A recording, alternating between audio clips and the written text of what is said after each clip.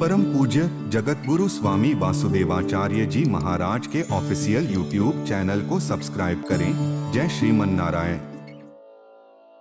कोई ऐसा नहीं है जो हरे राम और हरे कृष्ण में न सिमट गया। बोले ऐसा कैसे, ऐसा कैसे कहते भाई आप उनके भगत हैं इसलिए आप ऐसा कहते हैं? भगत तो अपने इष्ट का वर्णन करेगा ही, केवल देखने की दृष्टि की विशेषता है। क्या है वो? ये है कि कोई भी घटना घटेगी, दिन में घटेगी, रात में घटेगी, या दिन और रात के बीच में घटेगी, या रात और दिन के बीच में घटेगी। सुबह घटेगी तो रात और दिन के बीच में घटेगी, शाम को घटेगी अगर तो दिन और रात के बीच में घटेगी। यही ना होगा? समझ रहे हैं मेरी बात आप लोग? सुबह घटेगी तो रात पहले आ जाएगी, दिन बाद में आएगी, इसलिए रात और दिन के बीच में घटेगी। शाम को घटेगी घटना तो दिन और रात के बीच में घटेगी। मतलब सबको चलाने वाले समय के प्रतिमान के रूप में दिन और रात हैं। चाहे दिन में पैदा होंगे, चाहे रात में पैदा होंगे, चाहे शाम को ही नरसिंह भगवान की तरह पैदा हो जाएंगे तो भी दिन और रात के बीच में ही तो आएंगे। क्यों? समझ में आ रही है ना मेरी बात? सब लोग समझ रहे हैं? मतलब संसार का कोई भी ऐसा काम नहीं हो सकता है दिन और रात के बिना। या इन्हीं के बीच में रहेगा, चाहे रात और दिन के बीच में रहे, चाहे दिन और रात के बीच में रहे, या रात में रहे या फिर दिन में रहे। निश्चित है ना? सोचो। और जो कीर्तन आपने किया, उस कीर्तन में दिन की भरी जवानी जब रहती है, दिन की सूरज अपनी भरी जवानी पर रहता है तो कितना बजता है? 12 बजता है। बजता है ना 12? 12 बजते हैं ना? और 12 जब बजते हैं तो दिन अपनी भरी जवानी में रहता है, और रात अपनी भरी जवानी में कब रहती है? बोलो भाई।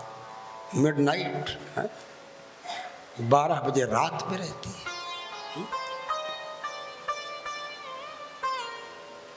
तो जब दिन अपनी भरी जवानी में रहता है उस समय भगवान राम अवतार लेते हैं। जब रात अपनी भरी जवानी में रहती है तो भगवान कृष्ण अवतार लेते हैं। तो राम और कृष्ण के बीच में ही तो सारा जगत का समस्त कार्य, समस्त प्रपंच, सब लोग आ गए कि नहीं आ गए? जितने अवतार भी हुए, चाहे दिन में हो, चाहे रात में हो, चाहे सुबह को हो, चाहे शाम को हो, वो सारे के सारे अवतार भी इसी क्षण में, इसी काल में आ गए ना। और जब आ गए तो दिन के प्रतिनिधि भगवान राम और रात के प्रतिनिधि भगवान कृष्ण। रात में चूंकि चंद्रमा प्रकाश करता है इसलिए चंद्रवंश में आते हैं भगवान कृष्ण, और दिन में चूंकि सूर्य प्रकाश करता है इसलिए सूर्यवंश में आते हैं भगवान राम। और ये बताते हैं आप सब लोगों को कि भाई देखो, श्री राम और कृष्ण का स्मरण कर लिया तो सबका स्मरण हो गया। और तो बात जाने दो, इनकी ऐसी युति है, ऐसे ये मिले हैं, ये इनके जो भी कार्य आप देखते हैं वो सारे के सारे कार्य भी इसी चीज को बताते हैं।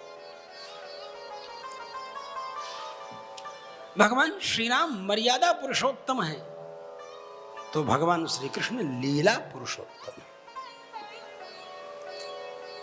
लेकिन भगवान राम भी लीला कर लेते हैं, भले वो मर्यादा पुरुषोत्तम है। जो मर्यादा पुरुषोत्तम है वो लीला नहीं करेगा, और जो लीला पुरुषोत्तम है वो मर्यादा का पालन नहीं करेगा, ऐसा नहीं कहा जा सकता। लीला पुरुषोत्तम भी मर्यादा का पालन करता है और मर्यादा पुरुषोत्तम भी लीला करते हैं। समझ रहे हो? 499 मिले आपके विपक्षी को और आपको 501 वोट मिल जाए, क्या होगा?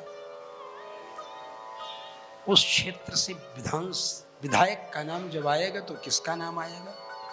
1 वोट से जो जीत गया है, सोचो, उसी का नाम आएगा। सोचने की बात है। ये नहीं कह सकते हैं। परसेंटेज इतना होने पर भी अगर थोड़ा सा परसेंटेज जिसका बढ़ेगा उसी नाम से उसका नाम हो जाएगा। लीला का परसेंटेज भगवान कृष्ण का ज्यादा है, इसलिए वो लीला पुरुषोत्तम है। मर्यादा का परसेंटेज भगवान राम का ज्यादा है, इसलिए वो मर्यादा पुरुषोत्तम। परम पूज्य जगत गुरु स्वामी वासुदेवाचार्य जी महाराज के ऑफिशियल यूट्यूब चैनल को सब्सक्राइब करें।